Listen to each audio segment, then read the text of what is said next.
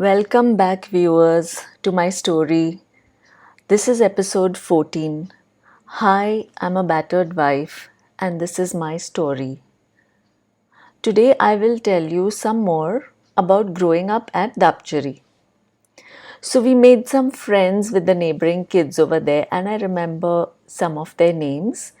There was this girl in the farm across the road, on the farm across the road. Her name was Ratan. Her brother was Balya. So Ratan was about my older sister's Ruby's age, and Balya was closer to my age, a little older than me. Then in front of Ratan and Balya's farm was the farm of a guy whose name was Khavesra. So I remember Khavesra's name very clearly, the surname. And he had three boys. Of the three boys, I only remember Ajay. So there's a funny incident about this poor guy called Khavesra. What happened was he looked very similar to a Marathi villain, a Marathi movie villain called Nilu Phule. Anyone who was growing up in the 70s and 80s, I guess, or anyone who was even an adult in the 70s and 80s would have heard of this guy called Nilu Phule. So this Kavisra looked so similar to Nilu Phule, and I have mentioned the Adivasis before. The Adivasis or the local tribals, they were so innocent and sweet. They they could not differentiate between a movie actor, a character, and an actual person. So what happened was, once in a while there used to be these open air movies aired in this place. So all of us in the evening, we would go, the entire family, we would all go sit, watch the entire movie in the open air theatre, and then go home after that. So I have this memory of once where I was quite small and we were walking back home after one of the movies, and dad was holding me, and I remember very clearly that mom had stitched a frock from some material called china silk or some such synthetic material. And as dad was holding me, because of how slippery and silken the dress was, I would keep slipping from his grip. And I remember being acutely conscious of that constant slipping. Then dad would kind of hoist me up in his arms again, and then again I would slowly start slipping. So that is a distinct memory. So what happened was, these would be Marathi movies that would be aired. Obviously, the people who lived there were all Maharashtrians, right? Rural Maharashtrians. And these Adivasis would also watch the movies. All of us would gather at one place to go watch these movies.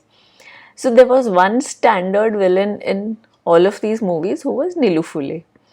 So the poor Adivasis, when they saw Khavesra, one of the neighbors, which is Ajay's dad, across the road neighbor for Ratan and Balya, when they saw him one day, they surrounded him and they all beat him up because they actually thought he was Nilu Phule and he was the guy who had done all those evil things. So that is how innocent and sweet those Adivasi villagers were. Not all of them were sweet and innocent, but I'll come to that later. Okay, so these were some of the friends whose names I remember, and I have fond memories of playing with them. Like I had mentioned, we used to go to the stream and play with them. We used to cross the stream, go to the other side, explore. So those were some fun things. Another thing we would do, I'll tell you, was we would pick up dambar. So, what's it called in English? It's the sticky substance you lay to make the road. You put this bajri, the pebbles, the broken stone, and then you put this sticky liquid, black tar. So that was the dambar. So what we would do is we would pick up a little bit of the dambar, we would roll it into balls, and we used to play five stones with it. So I remember playing fun games with Balya, Ratan, Ajay. We used to also have some games where we would fold chits and kind of, juggle the chits, and each one would pick a chit. All kinds of fun games. So I had real fun times with them. And yeah, it was nice growing up at Dapchari. I remember one of my fondest memories where I felt most at peace. When I want to remember a peaceful time, like when Phoebe from Friends says, "Remember your happy place." So my happy place and my happy time is on that farm itself, beyond the cow sheds, and beyond the cow dung pit and that biogas setup. Beyond that, we had some banana plants, and they were planted in such a way that once I entered that, nobody could see me. So it would be as if I don't exist for the world and the world doesn't exist for me. It would be as if I've walked into another, what shall I say, another place, another dimension. Not even dimension. It would just be like when I would just walk into that grove where the bananas were growing. It was as if suddenly the world stopped existing and it was just me and these trees. And it was the most serene and peaceful feeling I had ever experienced. So I was a very small child and I would just kind of lean on those bananas. I would just stand there and I would just stay still over there. And I just loved it so much. I loved being among those banana trees hidden from the world. So that is one very fond memory I have of my childhood. Now, another thing about growing up in Dapchari was that my parents felt they had to send us to school, obviously. Now, the only school there was a government Marathi school, and that school did not have kindergarten, play school, nursery, none of those things. It started with first standard. So now my sister started going to that school, and I think I was about 2, if I'm not mistaken. I feel I was 2 years old. So they would send me also with my sister. So, first of all, I was anemic. I had some memory attention problem. I don't know, some physical problems and all of that. But in spite of all that, that aside, I used to go with my sister. I used to go and sit in that first standard class. And there was that teacher, all the kids were older than me. And I could not understand one word of what she said or what was going on. She would be teaching something, and I think that could have been a starting point for my attention deficit, whatever problem I probably have. One is that because of the anemia, I had a memory problem. Second is, I was put in a class that was not suitable for me. I could not understand anything that was going on. So I would start tuning out and I would stay tuned out. So then in the evening, we would walk home joyfully with our slate and that little wooden board or slate board, I don't know, one of those things with the little chalk thingy you write with and all. We used to walk home with that in our bags and enjoy like picking berries and picking up little stones to play five stones and just play in the stream and all of that, come home very happily. And every evening I remember when I would come home, my mom would ask me, "So, what did you learn today?" Now, I had to tell her something. So, I would tell her K, Kh, G, Gh, which is the basic, five letters of the alphabet in Marathi. So, then at one point, I remember she got really irritated and she said, "Every day you're only learning K, Kh, G, Gh." And I kind of remember I felt very intimidated and confused. And then I kind of was desperate to please her because, okay, I have this whole low self esteem, people pleaser thing. There are so many reasons for it. One of them would be that because of my anemia, I had this memory problem. So I was always called weak, slow, and all of that. So I was desperate to please the adults in my life. I was like, how can I make them happy that I exist in their lives? So then I was desperate like to please her. I said, "Cha cha ja ja." I said probably a few more letters. And then she just went, "That's all you learned. You should, what else did you learn?" And then I didn't know what to say. So that is probably some of the roots of my low self-esteem. And I remember one more thing that happened at a later date, but kind of on the same lines. I remember that I just couldn't learn my tables no matter what I did, no matter how hard I tried. I just couldn't learn my tables beyond 5 or 6. or maybe a little more, or the basics, the 10 time table, the 9 time table, the 8 also, 7 you struggle, 6 little bit I used to struggle. So I was probably quite small, but then I remember now that even sometimes when I had to learn a poem, because my teachers really later they liked sending me for poetry competitions and all for some reason, and I just couldn't. I would try and try and try. I would get the first stanza, second stanza, maybe a little, and then I would just not get it, no matter how hard I tried. I just couldn't. So all of these things contributed to my low self-esteem. So I remember in Dapchari once my dad was really, really trying to make me learn my tables up to 10, and I just wasn't getting it. Then he brought the tape recorder. He had bought a new cassette recorder. Those things were new at the time, where you could put in a cassette and record yourself. It used to be called a stereo system. And it was a new thing. And I don't know if he intended to humiliate me, but he like pressed the record button. He told me, now start narrating your tables. I don't even know if his intention was to make me feel bad or humiliate me. Maybe it didn't even occur to him how I was feeling, but I felt very bad and very intensely humiliated, and I was like kind of getting tears in my eyes. And with great shame, I started narrating the tables into the tape, and I felt like it was a very soul crushing. I felt very crushed with that. I kind of felt a little heartbroken that my dad was kind of making me do that. So I remember that as something that made me feel very ashamed, the experience of where my dad recorded me narrating the tables. I don't know what actually his intention was. He probably thought that I would listen to it and remember the tables. But at that time, it was a very, very intensely humiliating experience.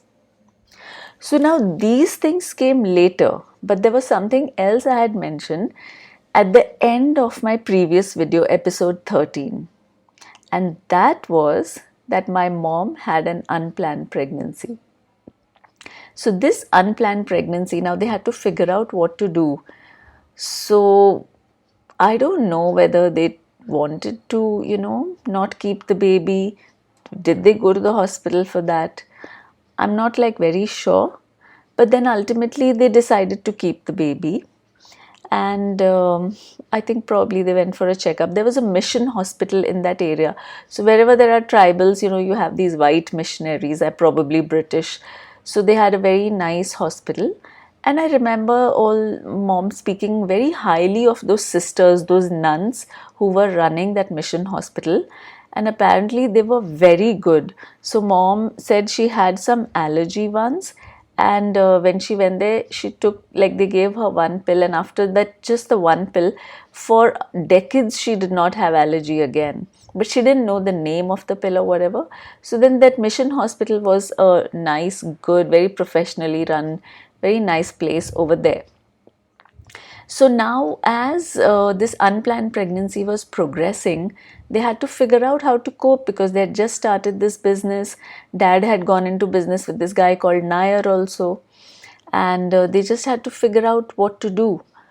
Then my mom figured out who should I reach out to. If the whole family was in Punjab and this was Maharashtra, so I think my one of my older cousins, who is just 10 years younger than my mom, her husband was a Jawan in the Navy, and they were posted probably somewhere near, probably in Mumbai, Kolaba, Navy Nagar, probably, I'm just guessing. But I do know that mom and dad went to request Sukh to come and assist with the birth when the due date was quite near. Now I don't know, her husband was on his own ego trip, and he said, probably he told, these are the stories I have heard later. Obviously, as a little 3-year-old, I have no memory of this. So Moni was born. My little sister was born probably when I was 3.5 years old. So apparently her husband was very strict about saying that you have to be back within 3 days. Like, he was very offended that my mom and dad wanted to take his wife away. Whereas my mom and dad have always been very dedicated to these people, and always, been in touch, helped them, and done all kinds of things for them. Anyway, that came later. And then they said okay. And in fact, even when my cousin joined, Sukh came with my mom for for help with the delivery. My mom was worried and stressed about this woman and her husband. Like, oh my God, if you don't go back within 3 days, how will, what will happen with your husband? And that's very weird, because if someone's calling, if someone needs help with the birthing, you don't just then leave them with a newborn, right? You would, I think, what you would do is you could say to the person that yes, you can spend 15 days with your Masi, you can spend 20 days with your Masi. So Sukh is one of those kids who my mom kind of brought up, because her older sister would keep landing up at my mom's house with all the kids, at my Nanaji's house. Like I told about the oldest sister, she would just come with all her kids and kind of plonk herself over there, and she used to spend months and months over there while her husband was posted somewhere on duty. And she was giving some amount of money to my Nanaji, but which was not really enough to cover the expenses. So even though my mom is only 10 years older than Sukh, she related to her like she saw her born, she was bringing her up, she was there changing her nappies. And after all of that, then this was how Sukh's husband was behaving. So obviously you can't predict the date of the birth, especially in a rural setting. The doctors also give you an approximate date. So apparently 3 days passed, and then the baby was still not born. But mom was so worried about Sukh and how her husband would treat her, because she, sometimes how Indian husbands can be. So then by day 4, Sukh was like, no, Masi, of course not. I will not leave you like this. I will wait till the birth. But then my mom was so worried, she insisted that, we drop you back, that you should go back to your husband. So apparently the story goes, what I have heard from the adults is that when they took Sukh back to her house, dropped her back to the husband's house, he opened the door, but because it was not day 3, but it was day 4, he did not even see that, the woman is still, the Masi is still pregnant, the birth has not even happened. He was so furious and fuming that he had told his wife to come back on day 3, but it was day 4. He opened the door and first he gave her a tight slap. That was how he treated her. And I'm wondering, why did she even enter the house after that? She should just turn around and not look at such a person again. But then apparently she didn't enter. That's what I'm guessing. She did continue to live with that person. And he was not a nice man. We could come back to that later. So that happened. So my mom gave birth without any family members around her to assist, and they were managing the farm, the cows, and all of that. And my sister Molly was born, and she was the cutest little baby you would see. She had these golden curls and she was a very fair baby. At that time in the 70s, we didn't have to be politically correct and, think everyone was beautiful, and no matter what your features, what your color. At the time, Indians found light skin very fascinating, and they did think that lighter children kind of stood out in a crowd of darker skinned or browner, more brown people. So she did look like a very, very beautiful baby to me also. So I also had golden curls that grew out into, since we had untrimmed hair, when it grew out, the hair was a little more brown at the top and the golden curls went down. And then as more hair grew out in the later years, the hair at the top were more dark. But as long as my hair were untrimmed, those little golden ringlets were always there at the right at the bottom of my hair. Like, our hair was very long. It was like our bum level. So yes, we had that untrimmed hair. In fact, later when I was in school, some of my classmates would, hold my braid, the end of my braid, and hold it up against the top of my head and say, how does this hair belong to the same person? Like, your lower hair is so golden and kind of then brownish, and then the top of your head is black hair. So how is this the hair of the same person? But that's simply because we never ever trimmed or removed our hair. And then that the baby, whatever the baby hair was also still with us, kind of. So yeah, that was about the hair. So baby Molly was very beautiful, very, very lovely, absolutely delightful baby. But then mom was managing at the time with the baby, and she was still working very hard at the farm. And then mom would be so busy, she didn't even probably look into the mirror much or whatever, but she developed those deficiency scars on her cheek. And that's because even though they were running a poultry and dairy business, in the sense eggs and milk, mom herself wouldn't drink milk. So she had lost a lot of weight, she had become very thin, but she got these deficiency scars on her cheeks. And, I remember she would just be working so hard, going early in the morning into the gotha. The cow shed was called the gotha. And I think she would give instructions to Ruby, our older sister, to look after us and manage our breakfast. Like mom would prepare the breakfast, fill the glasses with boiled milk, like boiled and cooled milk, and mix sugar in it and place those in front of us and then go to work in the cow shed. Mom was very systematic and organized. So I do remember that we used to be having breakfast in that kitchen, that one kitchen which we shared with Dada would also cook in it, that kitchen which we had made, where we had made the cement walls. Like I used to water them. So that kitchen, we would sit in that, and every single morning, baby Molly would spill her glass of milk. Obviously, not when she was very, very small, when she would be sitting, old enough to sit and drink milk. That's when she would, every single morning, and then we'd be like, again, baby Molly spilled her milk, again, baby Molly spilled her milk. And that would be very frustrating. Like, imagine mom never drinking milk because she was trying to establish the business and all of that, and then Molly would just spill a glass full of milk every day. But then she had to leave us in Ruby's care because mom was so busy with all the work of the cow shed and the farm and all of that. And I remember once, I will talk in the next video about how sometimes adults, especially in my time when I was growing up, they were so casual about violence towards children, like, beating a child, hitting a child. And this was all across the world. It was not just in India. There is the phrase, right? Spare the rod, spoil the child. So violence towards children was seen so casually at the time. But I will talk more about that in the next video. Until then, dear viewers, this is my story, every word true. And I will see you in my next video. Please like my video and please subscribe to my channel. I hope you come back and continue listening to my story. Okay, bye dear viewers. Take care. Bye.